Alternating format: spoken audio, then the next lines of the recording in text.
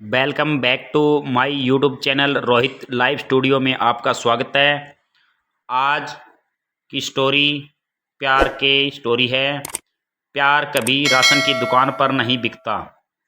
आदित्य के जीवन में क्या हो रहा है यह दर्शाती है। क्या बात है आदित्य, क्या सोच रही हो? अमन ने जैसे ही आदित्य को चाय का प्याला पकड़ाया तो आदित्य अपने ख्यालों के संसार से वापस आ गई।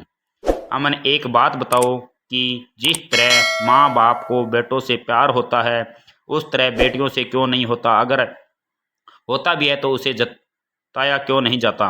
अमन ने चाय की चुस्की लेते हुए कहा कि तुम ऐसा क्यों सोचती हो? माँ बाप अपने बच्चों को एक जैसा प्यार करते हैं, पर बेटी शादी के बाद शायद वो अपना हक कम समझते हैं। हाँ, शायद इसलिए कभी उससे शादी के बाद ये पूछना भूल जाते हैं, आज जब हम तुझे एक अजनबी के साथ भेज रहे हैं तो तू क्या खुश रह पाएगी या नहीं? क्या उन्हें ये डर होता है अगर बेटी खुश नहीं रह पाई तो वापस आ गई तो क्या होगा? हम समाज में कैसे रहेंगे? और जब बेटे की शादी होती है तो क्यों नहीं भूल जाते यह हक? जब अमन की चाय खत्म हो चुकी थी और उसने अदिति से पूछा कि क्या तुम्हें कोई तकलीफ है?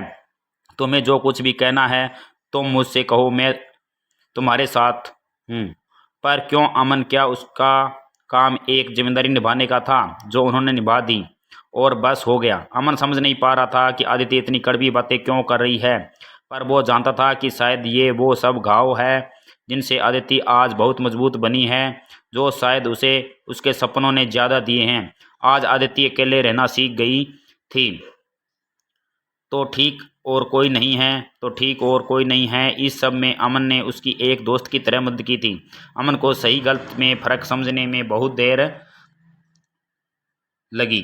अमन ने जब उसको संभाला तो वो बिल्कुल टूट चुकी थी। जिस जिसके साथ उसका अच्छा करती गई उसने सिर्फ अपना फ़ायदा उठाया और उसे धोखा दिया। लोग दिखावे के लिए सब थे उसके पास, पर सच्चाई दिखावे की मोहताज नहीं होती। चेहरों से नकाब उतारने लगे थे लोगों के, कोई नहीं था उसके पास उसकी खुशी उसका दर्द बांटने के लिए, ना ही दोस्त ना ही रिश्तेदार।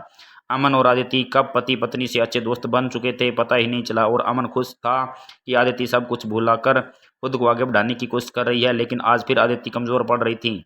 आदित्य, तुम्हें अपने पास्ट को भुलाकर आगे बढ़ना होगा। जिसने जो भी तुम्हारे साथ किया उससे तुमने कुछ ना कुछ ज़रूर सीखा है। कभी कभी चोट लगनी इसलिए भी ज़रूरी होती है कि हम अपनी मजबूती को पहचान पाएं। पर जितना अमन आदित्य को समझाने की कोशिश कर रहा था उतना ही आदित्य कमज़ोर महसूस कर रही थी। आखिर में अमन को समझ आ गया कि आदित्य को कुछ समय अकेले में बिताने की ज़रूरत है। तो उसने कहा कि आदित्य, अभी तुम आराम कर लो, शाम को हम चलेंगे और मम्मी पापा से मिल भी आएंगे। आदित्य जब कमरे में जाने लगी तो बोली, अमन, मुझे भी किसी वक्त पर प्यार की ज़रूरत थी और कोई नहीं था मेरे पास। ये बात मैं कभी नहीं भूल सकती। और एक बात हमेशा याद रखना, तुम चाहे मुझे कितना मजबूत बनाने की कोशिश कर लो, पर मैं इंसान हूँ और मुझे भी सबके साथ प्यार की ज़रूरत है। प्यार कभी राशन की दुकान पर नहीं मिलता। इतना कहकर आदित्य अपना मन हल्का करके अपने कमरे में सोने चली गई। शहर के कॉलेज में पढ़ने वाला अमित छुट्टियों में अपने गांव आया तो उसकी मां बोली, मेरी सहेली चंदा आई थी।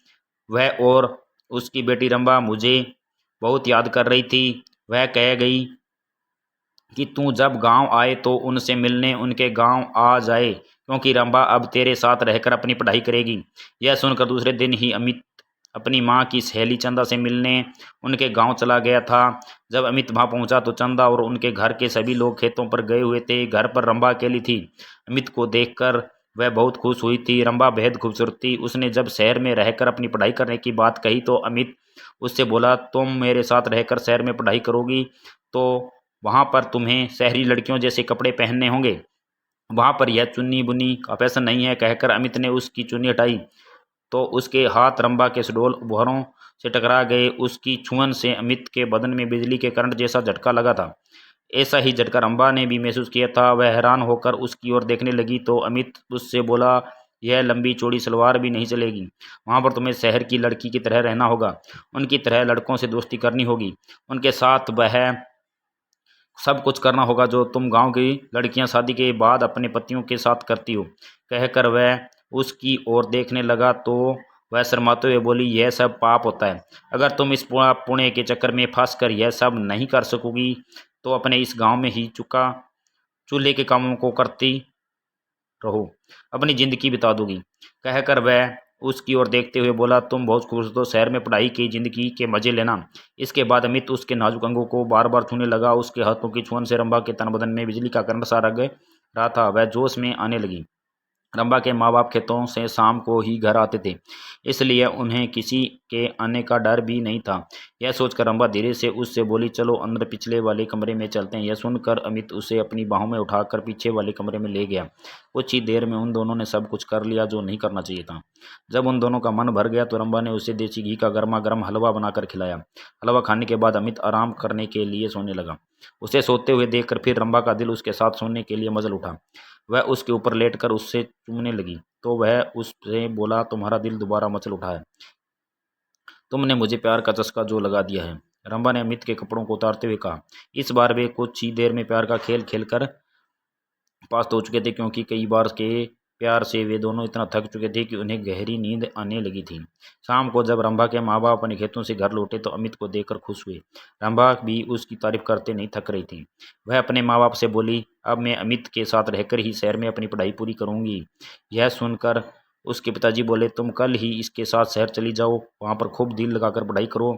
जब तुम कुछ पढ़ लिख जाओगी तो तुम्हें कोई अच्छी सी नौकरी मिल जाएगी, तुम्हारी ज़िंदगी बन जाएगी, फिर किसी अच्छे घर में इसकी शादी कर देंगे। आजकल अच्छे घरों के लड़के पढ़ी लिखी बहू चाहते हैं। रंभा की माँ ने कहा तो अमित बोला, मैं दिन रात इसे पढ़ाकर इतना ज़्यादा होशियार बना दूंगा कि फिर यह अच्छे अच्छे पढ़े लिखों पर भी भारी पड़ जाएगी। रंभा की माँ ने अमित के लिए खाने को अच्छे अच्छे पकवान बनाए। खाना खाने के बाद बातें करते हुए उन्हें जब रात के 10 बज गए तब उसके सोने का इंतजाम उन्होंने ऊपर के कमरे में कर दिया। जब अमित सोने के लिए कमरे में जाने लगा तो चंदा रंभा से बोली, कमरे में 2 पलंग है, तुम भी वहीं सो जाना। वहाँ पर अमित से बातें करके शहर के रहन सहन और पढ़ाई लिखाई के बारे में अच्छी तरह पूछ लेना। यह सुनकर रंभा मुस्कुराते हुए बोली, जब से अमित घर पर आया है तब से मैं उससे खूब जानकारी ले चुकी हूँ। पहले मैं एकदम अनाड़ी थी, लेकिन अब मुझे इतना होशियार कर दिया है कि अब सब कुछ जान चुकी हूँ कि असली ज़िंदगी क्या होती है।